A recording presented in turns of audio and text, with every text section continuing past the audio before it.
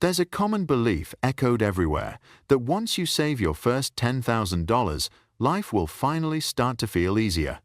It's seen as a magical milestone, security, control, and a deep breath after years of scraping by. So you cut back, delay joy, and treat $10,000 like the finish line. Then one day, your banking app flashes that long-awaited number, $10,001. But nothing really changes. The bills still come, rent still climbs, the stress, it just takes a new form. What we don't often talk about is this. $10,000 doesn't automatically buy you freedom. What it actually unlocks is a new stage of decision-making, one that demands clarity, intention, and the mindset to shift from surviving to strategizing. And this video isn't about how to save 10K, it's about what to do once you have it, so it becomes a launchpad, not just a number. The myth of, once I hit $10K, I'm done. We've been sold a comforting lie. Once you hit $10K, you'll be okay. It sounds like freedom, a safety net, a milestone of success. So we chase it, believing that once our bank balance hits that number, our lives and our mindset will magically change. But that's not how it works.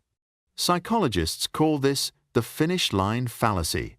We treat $10,000 like the end of the race, only to find it's just a line in the sand, quickly erased by the next wave of life. $10,000 won't solve all your problems. What it does prove is that you have the discipline to build. But the money itself isn't a solution, it's just a brick. And most people, once they earn that first brick, they sit on it and rest instead of using it to lay the foundation. What really changes after $10K? 3 hidden shifts. So, if $10,000 doesn't bring lasting security, then what does it actually change? What really shifts the moment your bank balance hits that number? It's the 3 quiet, powerful shifts in control, and if you don't recognize them, you'll miss the entire point of this milestone. Shift 1. From scarcity to self-determination. Before $10,000, almost every decision you make is filtered through a single question. Do I have enough? Your calendar is dictated by bills. Your job choices are limited by entry-level salaries. You're playing defense. Every month, your goal is simply to survive. But after $10K, for the first time in a long time, the question starts to change. You begin to ask, what do I actually want to do? This isn't about quitting your job and traveling the world. That's another fantasy. This is about small, quiet shifts in autonomy that change the game. You can turn down a toxic freelance gig without fearing you'll starve. You can spend a weekend learning a new skill instead of chasing side work just to make rent. You're no longer driven by fear, you're guided by choice. And that is real power. Shift 2. From fear to calculated risk. When you're living paycheck to paycheck, risk is the enemy. A broken car? Financial disaster. A sudden illness? Potential debt spiral. Your entire life is built around avoiding risk at all costs. But with $10,000 as a cushion, risk stops being the enemy. It becomes a tool. Now, you can afford to take small, calculated risks, the kind that might actually move your life forward. You can spend $500 on a coding course. You can take a month to build a YouTube channel. You can relocate to a city with better opportunities. Yes, you might still fail. But here's the difference. Failure no longer means financial ruin. Failure becomes a lesson, a data point. You've bought yourself the right to get it wrong. And in today's world, the right to be wrong is one of the most valuable assets you can have. Shift 3. From survival to opportunity. When your mind is no longer consumed 24/7 by how to pay the bills, a new kind of space opens up and the world starts to look different. You no longer just spot problems, you start noticing opportunities. You hear a friend complain about a broken workflow, and instead of just nodding in sympathy, your brain quietly asks, could a simple tool or software fix this? You notice a rising trend online, and instead of scrolling past it, you wonder, how could I create something around this? This is the most profound shift of all. Money, once it crosses a certain threshold, doesn't just buy things, it buys cognitive space. It frees up your mental bandwidth from the loop of survival and gives you back the ability to think bigger and see farther. Why most people miss the shift. If these changes are so powerful, why do most people miss them? Why do so many hit $10K, $20K, even $50K and still feel stuck, like nothing has really changed? It's because they fall into 3 common psychological traps. Trap 1. Lifestyle inflation. This is the silent killer of financial progress. You hit your goal, and a quiet voice inside says, "You've earned this. You worked hard, you made sacrifices. Now it's time to enjoy, right?" So you upgrade the phone, take a fancier vacation, dine out more often. Bit by bit, your cost of living rises to match your savings. And suddenly, that $10,000 buffer is no longer a cushion. It becomes your new zero. You're back in survival mode, just at a more expensive level. Trap 2. The identity trap. Once you reach a certain amount of money, you start to feel the pressure to look like someone who has that money. You begin comparing yourself to others.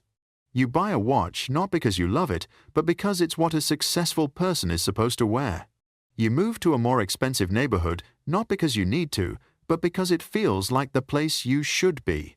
This pressure turns your financial progress from a tool of freedom into a new kind of prison. Instead of liberating you, your money starts writing a new set of rules for you, a new role you feel obligated to play. The anxiety doesn't disappear, it just starts wearing designer clothes. Trap 3. The inertia of the old system. You built a great system to get from $0 to $10,000. It was built on cutting back, staying disciplined, and playing defense. But here's the problem. The system that got you here won't be the one that gets you to the next level. Many people hit $10,000 and just let it sit there in a savings account. They continue operating with the same old mindset, afraid to invest, hesitant to spend on education, and focused entirely on preserving money instead of growing it. That money, instead of becoming a small army working for you, becomes a prisoner you constantly guard, and over time, inflation slowly erodes its value. Turning $10,000 into a launch pad, not a plateau. So how do you avoid these traps? How do you turn $10,000 into a true launch pad rather than just another rest stop? You need a new operating system, a simple set of rules that shifts you from defense to offense. Rule 1. Build an untouchable foundation. This $10,000 isn't for spending. It's not for risky investments either. Its first and only mission is to become your freedom fund. Place it in a high-yield savings account, separate from your day-to-day money. Give it a name, Freedom Fund or Opportunity Fund. Its job is to be forgotten. It only exists to shield you from life's unexpected shocks so you can focus on building. Never touch it unless it's a true emergency. Rule 2. Weaponize your time. Now that you've built your foundation, it's time to use your monthly cash flow more strategically. Instead of just saving more, start buying back your future time. Invest in skills that can double or triple your income within the next 1-2 years. Coding, marketing, UI, UX design, sales. Look at spending $1,000 on a course, not as a cost, but as an investment, which could save you thousands of hours of future labor. You're no longer earning just to survive. You're using money to build a more powerful income machine. Rule 3. Build autopilot mode. The difference between an amateur and a professional is the system. Don't rely on willpower, since it will run out. Instead, build automation. Set up automatic transfers into your investment account each month, even if it's just $100. Automate your bill payments. Use budgeting or expense tracking apps so you don't have to manually monitor every transaction. The goal is to eliminate all low-level financial decisions, so your mental energy is freed up for high-level ones. What skill should I learn next? Which opportunity is worth pursuing? How can I create more value? Saving $10,000 isn't the answer. It brings us to the question, now that you finally have a bit of breathing room, a bit of power to choose, what will you do with it? Will you fall back into the same loop, spending on things you don't need to impress people you don't even like? Or will you use this as a launchpad to design a more intentional life, one built on choice rather than chance? The most important thing isn't the number in your bank account, it's the shift in your mindset. Starting today, stop seeing $10,000 as an achievement. Start treating it as a tool, a permission slip to start playing a bigger, more exciting, and more meaningful game. And here's my question for you. What will your first strategic move be? If you found this video helpful, don't forget to give it a like, share, and subscribe to the channel so you won't miss the next video.